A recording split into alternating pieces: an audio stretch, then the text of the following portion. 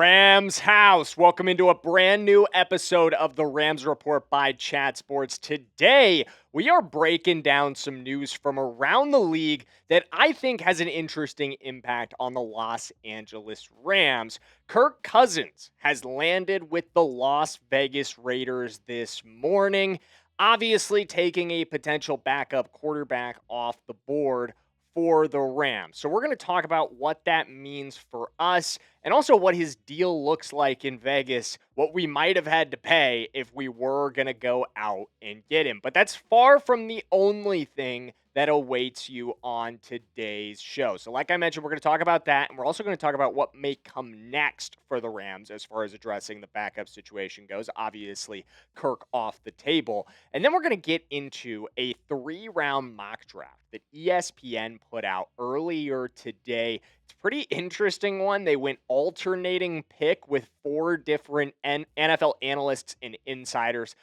Results may vary, as they say. So we'll see how it landed for the Rams. And then lastly, just a little reminder here. If you are a big-time Rams fan, if you want all the news you can get around this team, make sure you hit that subscribe button. Make sure you lock in with us here on the Rams Report by Chat Sports. We have been covering this team since early January, and we have already grown to nearly 7,000 subscribers. That's a huge credit to you guys, but I think it's also proof of the daily commitment we have to covering Rams news, and that Rams fans are really starting to look to us and trust us, which we absolutely appreciate that. Thank you guys for helping us grow this community, and if you're just now tuning in for the first time, welcome aboard, and let's jump right into this thing. Starting with the Kirk Cousins news. So, like I told you guys off the top, this broke at 8 a.m. this morning, Central Time, 6 a.m. if you're out in Los Angeles, and he landed with the Las Vegas Raiders. And then a couple hours later,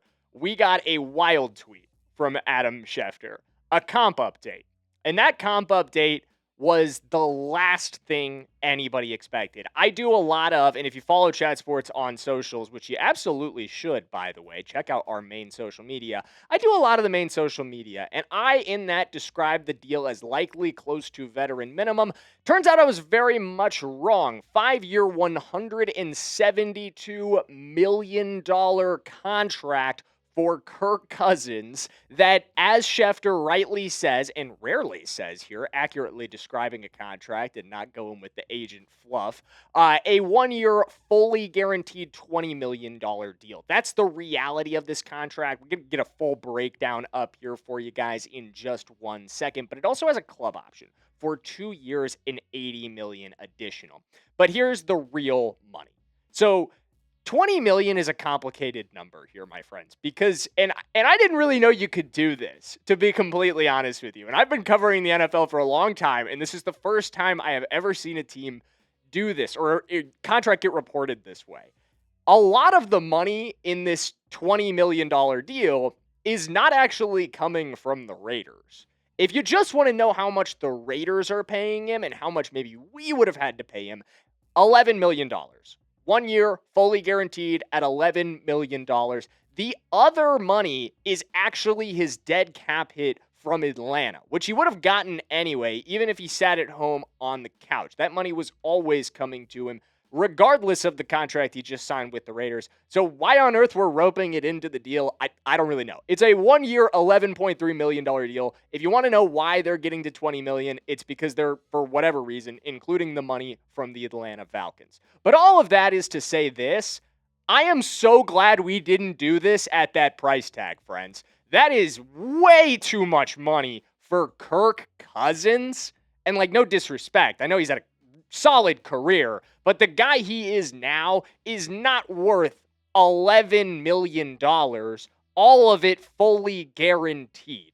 That's well outside the price range I think anybody should be looking to spend on a backup quarterback, most likely, because the Raiders are going to draft Fernando Mendoza, and even if Kirk starts like weeks 1 through 3, they're going to sit him on the bench after that and roll with the first overall pick. Of course they are. But it made 0 sense, even less sense for us, because at least they'll get mentor value out of it. All we're looking for is a solid backup. And I think at this point, we're really left with just one logical option, and it's bring back Jimmy G. I think that makes the most sense, right? Like, does anybody disagree with that? Let me know in the comments if you can think of a backup quarterback out there on the market that you trust as a capable starter. God forbid Matthew Stafford was to get hurt next season. Because with Kirk out of the picture, it it feels like it's got to be Jimmy G, right? At the end of the day. And I'm, again, just to reiterate this, I would have never wanted to pay this much money for Kirk Cousins. I understand why it maybe makes more sense for the Raiders to commit that kind of money to Kirk Cousins, and I think maybe he would have taken a little bit less. But my idea when we talked about signing Kirk Cousins about a week ago on this channel was to do it for veteran minimum. Was to tell Kirk, hey, like, if you want to win a Super Bowl ring, you want to get some ice on your finger, brother, prove how bad you want it. I know he's got ice on his neck. I know he's Kirk O'Chains, but get some ice for the finger as well with a Super Bowl ring. Show us how much you want it, though. Take the deal for veteran minimum. And clearly, there was almost no chance in the world that he was ever going to do that. Getting an $11 million payday. Veteran minimum is below $2 million. So feels like maybe my idea there and the sourcing on the story from Sports Illustrated, maybe it was true, but I think Kirk would have wanted more money than we could have ever ponied up.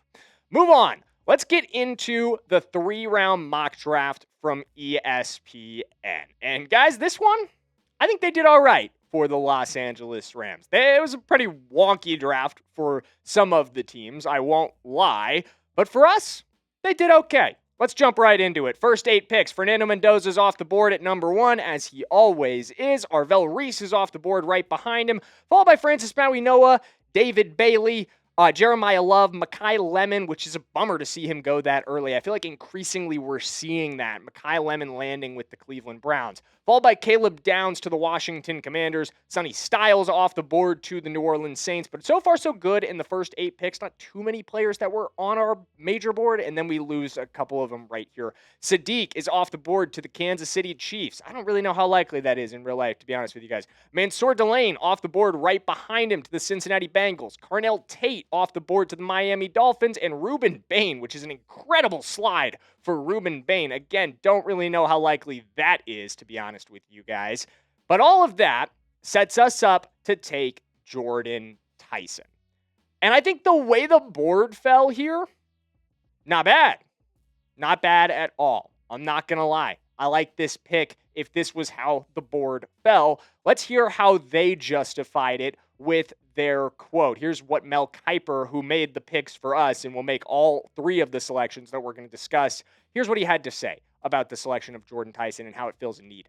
This might not seem like a need on paper, he says, with Puka Nacua and Devontae Adams eating up targets in the Rams offense, but there isn't much behind them on the depth chart. And LA explored trading the 33-year-old Adams this offseason. Tyson is my receiver 1 and a great value here. Again, like I said, really solid pick here based on how the board fell. And I also kind of disagree with Mel Kiper that it doesn't seem like a need on paper. How many other needs are there for this Rams roster other than adding depth to that receiver room? At the end of the day, and that's something we've talked about a lot on this channel. Absolutely. And Tyson 100% represents depth, and even better than depth, he's a really solid player. A lot of teams, he would be their receiver number 1, receiver number 2 to start. He'd obviously be the 3rd option for us early on in his career, but definitely has that potential to grow into a long-term running mate for Puka. But the number 1 concern, and we've talked about this before, so long-term viewers, I know you know this, it's the injury risks with Tyson. But again, that's balanced by the player that he is. Here's my scouting report on him. And we talked about this already. I think he's a natural complement to Puka. He's got that X receiver skill set that would allow Puka to remain in the slot. I think he's the best separator in the entire class. I think he's or maybe not the best separator. I think he's an elite separator, but I think he's the best route runner in the entire class, excuse me. But again, we talked about this. Major injury concerns. Missed 48% of his college games. Torn ACL, MCL, and PCL in 2022 when he was apparently Mekhi Lemon, a fractured clavicle in 2024, and a hamstring injury in 2025. A series of injuries, including the transformation from being Mekhi Lemon. Just kidding. It's obviously a graphic error. But at the end of the day, this is concerning. You have to understand that when you draft a player like this, who's dealt with this many injuries, who didn't compete at the combine because of his injuries, that's a big time red flag. It absolutely is. I think it's a fair red flag for teams to be that concerned about Jordan Tyson's injury history, the way his career has gone. But let's move on to the next pick of this draft. But before we do that, I want to remind you guys, or actually, let's real quick take a look at the depth chart, what it would look like with Jordan Tyson. Like we talked about, receiver one would be Adams in this situation obviously receiver one is always, in terms of primary target, is going to be Puka Nacua, but boundary receiver number one would be Devontae Adams. He'd be playing the outside primarily. We saw Puka really slide into the slot and do so very effectively. And the pick of Tyson would allow that to remain the case. If you go Lemon, you do kind of have to consider, like, is Puka going back to the boundary role, which I'm absolutely not opposed to. But it's going to be different combinations here depending on who you pick in those three receiver sets. And then obviously Tyson would be off the field in those 13 personnel looks that the Rams tend to favor last season. Let's keep rolling through this mock draft, but before we do, I want to remind you guys that we actually have another one coming. We've got a second 7-round mock draft coming this weekend. So this was obviously ESPN's mock draft, but we've got our own 7-round mock draft coming on Friday. So make sure you subscribe to the Rams Report by Chat Sports so you don't miss my takes on how the draft should go for the Los Angeles Rams. I already put it together, guys, and I think you're going to be really excited about how the board falls for us in that one. But this is another pick I think you could get excited about. D'Angelo Ponce goes 61st overall to the Los Angeles Rams. Another good pick from Mel Kiper here. Let's hear what he had to say about it. And he's got some jokes. I checked, and the Rams apparently are allowed to add corners who didn't play for the Chiefs in 2025. Ponce is undersized at 5'9" and 182 pounds, but he's explosive and will generate takeaways. 7 interceptions over the last 3 seasons. Absolutely true. Everything about that is true with Ponce. He is an undersized playmaker at 5'9", 170 pounds. Don't get Travius Hodges Tomlinson flashbacks or Trey Tomlinson flashbacks. I know we took him in the 6th out of TCU. Thorpe Award winner, very small corner. Ponce is a better football player than Trey Tomlinson was at the end of the day, and I think he's a little bit more likely to translate to the NFL level because he plays bigger. 13 pass breakups, 2 interceptions, a forced fumble, and a touchdown last season. He had a pick 6, and just sticky in coverage. A 50% completion percentage allowed, 379 yards allowed into his coverage, and a 55.4 quarterback rating. And it's not just last season that he was good. He's been on my radar for a while for the Rams, especially before we really went after corner.